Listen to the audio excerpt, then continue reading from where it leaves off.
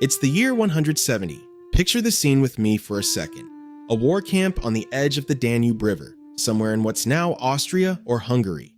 Cold mist rolling off the water at night, torches flickering along a wooden palisade, soldiers coughing in their tents, not from cold, but from a plague nobody in that camp has a name for, one that will eventually kill more people than most wars in history.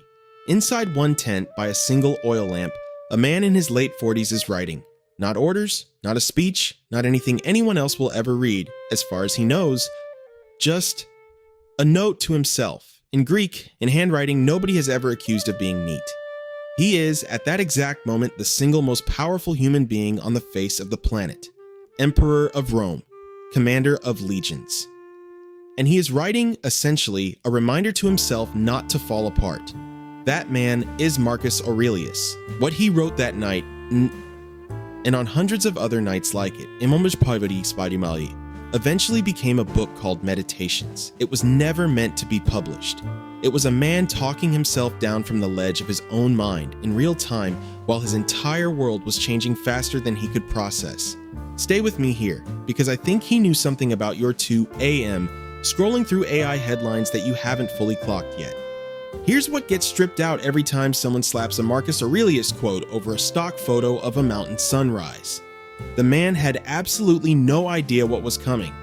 He inherited an empire that felt permanent, centuries old, unshakable, and then watched, in real time, as it stopped feeling that way.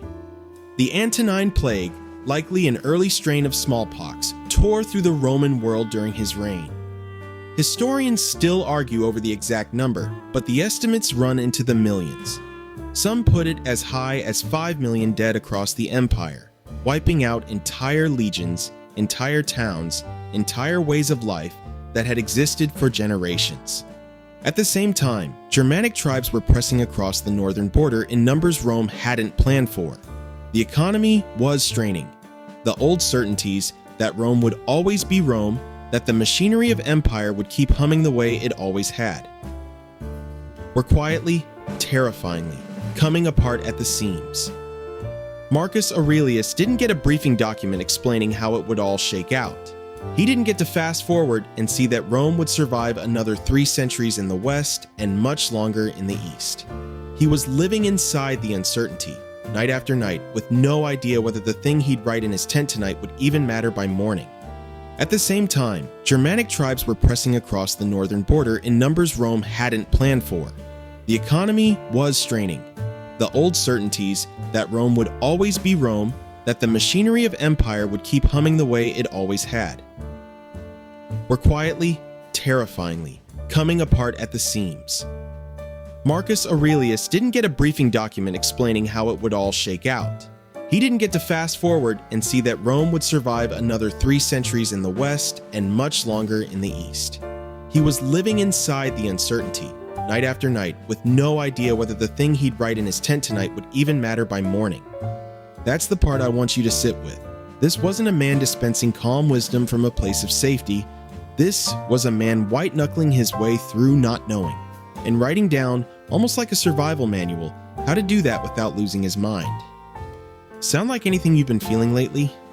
Let's actually name what's happening when you feel that cold drop in your stomach reading another headline about AI writing code, generating art, answering customer emails, doing the job you trained years for.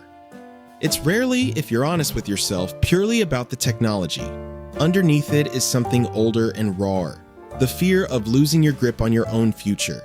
The fear of becoming a passenger in your own life instead of the one driving it. Marcus Aurelius names this with a precision that still lands like a slap 2,000 years later. In one of the most quoted, and most misunderstood and late lines in the entire book, he writes, "You have power over your mind, not outside events. Realize this, and you will find strength." Read past the fridge magnet version of that sentence for a second. He is not telling himself, "Don't worry, it'll be fine." He had every reason to believe it might not be fine. He's doing something much sharper, drawing a hard, clean line between 2 categories of things. On one side, everything outside your skin.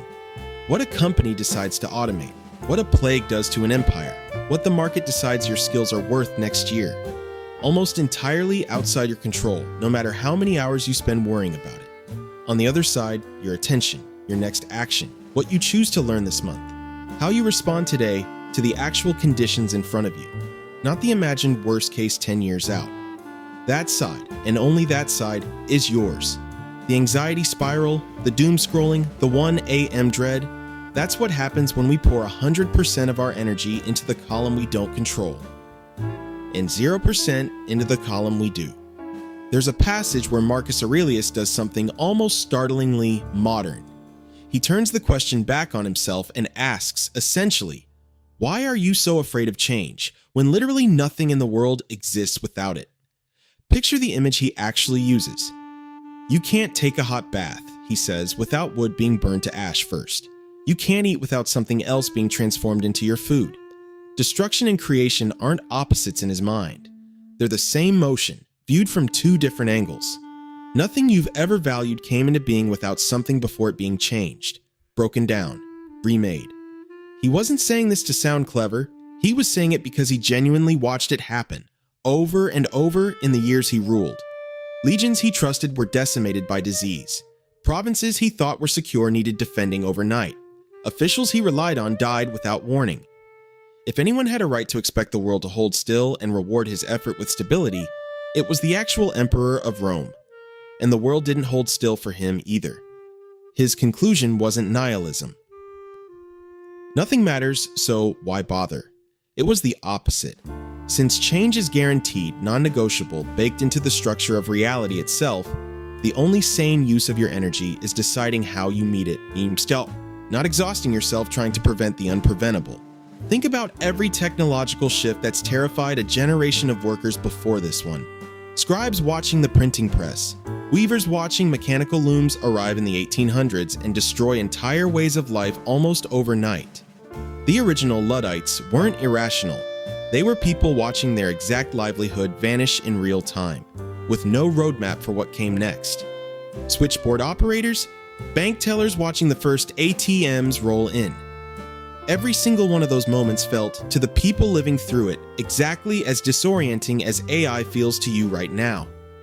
None of them got advance warning either, and the ones who made it through weren't the ones who successfully froze time. They were the ones who kept adjusting their footing while the ground was still moving. So, let's get practical. Not vibes, a specific mental move Marcus Aurelius used that modern cognitive psychology has essentially rediscovered and renamed. He writes that if you're ever distressed by something external, the pain you're feeling isn't actually coming from the thing itself. It's coming from your judgment about the thing. And critically, that judgment can be withdrawn right now by you at any moment you choose. Here's what that looks like stripped of the ancient language applied to your actual Tuesday night. Picture yourself mid-scroll. Another article. This job category could be automated within 5 years. Feel that familiar drop in your chest. Now do the separation. What's the actual fact in front of you? Something like, the tools used in my field are changing, and I don't yet know exactly how. True, verifiable, outside your full control. Now notice the story your mind immediately bolted onto that fact, almost before you finished reading the headline. Therefore, I'm finished. Therefore, I have no future. Therefore, everything I've built means nothing. Say that story out loud, and it sounds almost absurd. But in your head, at 1 a.m., it feels like a fact instead of what it actually is, a prediction wearing a fact's clothing. Marcus Aurelius would tell you, gently, but without letting you off the hook, you don't actually know that. Nobody does. Not the headline writer, not the CEO making the announcement, not you. Treating a guess as a verdict is precisely where the suffering lives. The Stoic move isn't pretending the uncertainty isn't real. It's redirecting the exact same energy you were about to spend spiraling into the one thing that's actually yours to spend. What is one specific, concrete thing I can learn, build, or practice this week that makes me more adaptable, regardless of exactly how this unfolds? Not a 5-year plan, not a guarantee. 1 week. One controllable action taken by a person who refuses to hand the entire steering wheel over to a fear about a future nobody can see yet. That's not a motivational poster. That's a 2,000-year-old operating system, forged by a man who used it to stay functional while his empire quite literally burned around him. Marcus Aurelius never found out how his own story ended in the sense that matters most. He didn't get to read ahead and confirm that Rome would hold. He wrote those private words into the dark, not knowing, night after night, for years, because the writing itself, the act of returning to what he could actually control, was the practice. You don't know exactly what your field looks like in 5 years. Neither do I. Neither does anyone confidently posting a hot take about it online right now, no matter how certain they sound. But tonight, right now, you get to decide what you do with the next hour. That was true on the banks of a freezing river in the year 170. It's still true on whatever device you're watching this on right now. If this kind of thinking is useful to you, old minds solving very new problems, this channel is going to keep doing exactly this, one modern anxiety at a time. Subscribe if you want to keep thinking clearly while everyone else is doom scrolling.